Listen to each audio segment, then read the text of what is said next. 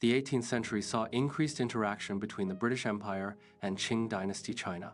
Geographical distance posed a significant challenge to direct contact.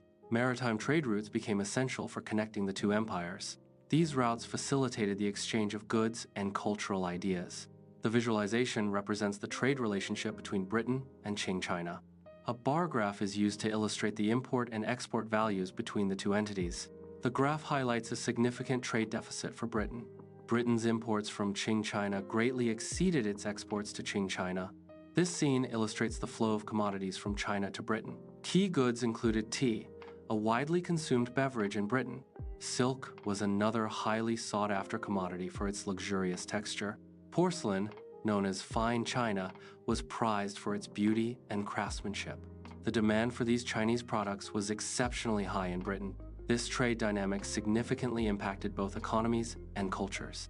Silver flowed from Britain to China as payment for goods. This flow represented a significant economic drain on Britain.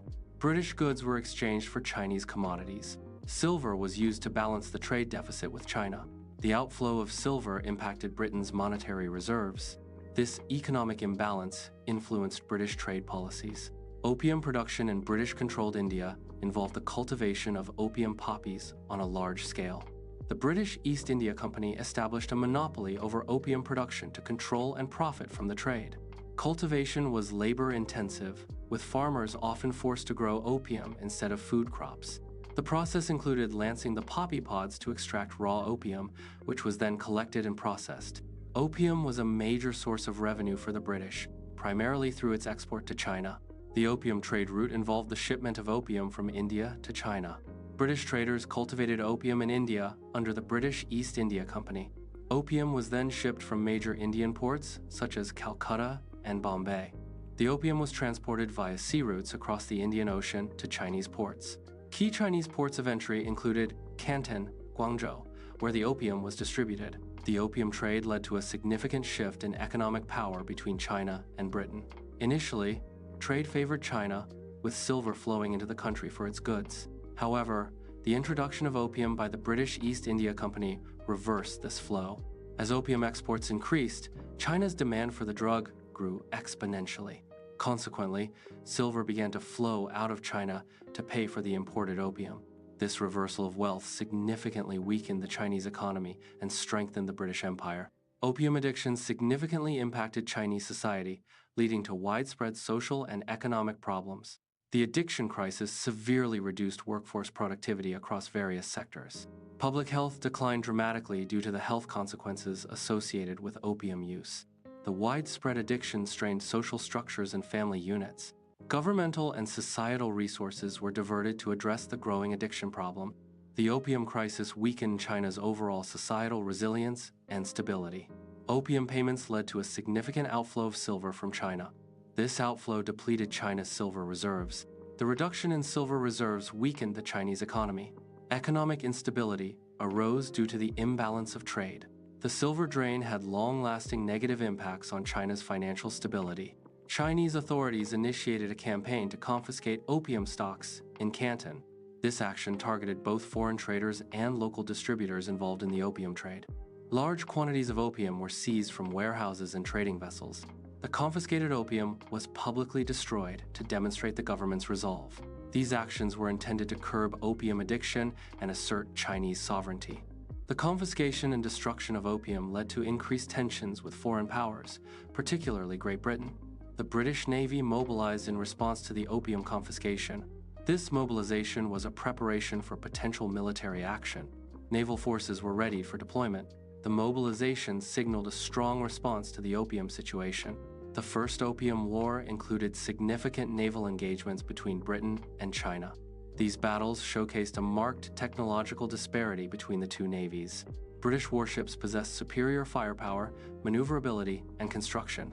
Chinese naval forces were comparatively outdated in terms of ship design and weaponry. This technological advantage played a crucial role in Britain's overall success in the conflict. The Treaty of Nanking marks the end of the First Opium War between Great Britain and China. It was signed on the 29th of August 1842 aboard a British warship in Nanjing. The treaty imposed significant concessions on China by the British Empire. One of the key terms was the cession of Hong Kong Island to British rule. Other concessions included opening several Chinese ports to foreign trade and imposing a large indemnity on China. Treaty ports were coastal and inland locations in China open to foreign trade and residents. These ports were established through a series of treaties with foreign powers, particularly Great Britain. The treaties often followed military conflicts or unequal negotiations, granting special privileges to foreigners. British trade access to Chinese markets significantly increased due to the opening of these treaty ports. The establishment of treaty ports marked a period of increased foreign influence and economic activity within China. Extraterritorial rights granted special legal exemptions to British citizens residing in China. These rights meant that British subjects were not subject to Chinese laws. Instead, they were governed by British law, administered by British consuls. This system undermined China's legal authority within its own borders. Chinese courts had no jurisdiction over British citizens, even when crimes were committed on Chinese soil. The extraterritoriality contributed to unequal power dynamics between China and Britain. Despite treaties, the opium trade continued to flow into China. This persistent influx highlighted the failure to address the core issue of opium demand. The continued trade undermined efforts to regulate or suppress the market. Smuggling routes and networks remained active and profitable. Local officials often lacked the resources or will to enforce restrictions effectively. The ongoing trade perpetuated social and economic problems within China. The Second Opium War involved multiple foreign powers beyond just Britain. France joined the conflict alongside Britain, expanding the military forces against China. Other Western powers, such as the United States and Russia, remained officially neutral but sought to benefit from the situation. These powers aimed to secure trade concessions and expand their influence in China. The collective involvement of these foreign entities significantly intensified the war's impact on China. The Treaty of Tientsin and the Convention of Peking represent key events in 19th century international relations. These agreements were signed between Western powers and the Qing dynasty of China. The treaties expanded foreign privileges and influence within China. Key provisions included opening more ports for foreign trade. Foreigners also gained rights to travel and conduct missionary activities in the interior of China. These agreements significantly altered China's relationship with the West, leading to increased foreign presence. The legalization of the opium trade had a detrimental impact on Chinese society. Opium addiction became widespread, affecting a large segment of the population. The opium trade drained China's economy, leading to significant financial losses. Social instability and weakened governance were consequences of opium legalization. The Qing dynasty experienced significant economic losses, contributing to its weakening. These economic challenges were coupled with internal instability. Economic decline and internal strife created a cycle of vulnerability for the Qing. The combination of these factors ultimately undermined the dynasty's stability and power. Foreign powers established spheres of influence in China during the late 19th and early 20th centuries. These spheres represented areas where foreign nations held significant economic and political control. European powers, Japan, and the United States sought to exploit China's resources and markets. This led to the fragmentation of Chinese sovereignty and weakened the Qing dynasty. Treaty ports were established, granting foreign powers special privileges and extraterritorial rights. The establishment of spheres of influence contributed to anti-foreign sentiment and nationalist movements in China. The Century of Humiliation refers to a period of intervention and subjugation of the Qing dynasty and the Republic of China. This era is generally considered to have begun with the First Opium War in 1839. The Opium Wars marked the start of significant foreign influence and territorial losses for China. Key events include the Second Opium War, the Sino-Japanese War, and the Boxer Rebellion. The legacy of this period continues to influence Chinese nationalism and foreign policy. The Opium Wars exemplify profit-driven imperialism, where economic interests fueled military actions. These wars were primarily motivated by the economic gains sought through the opium trade. Western powers, particularly Britain, aimed to secure and expand their trade interests in China.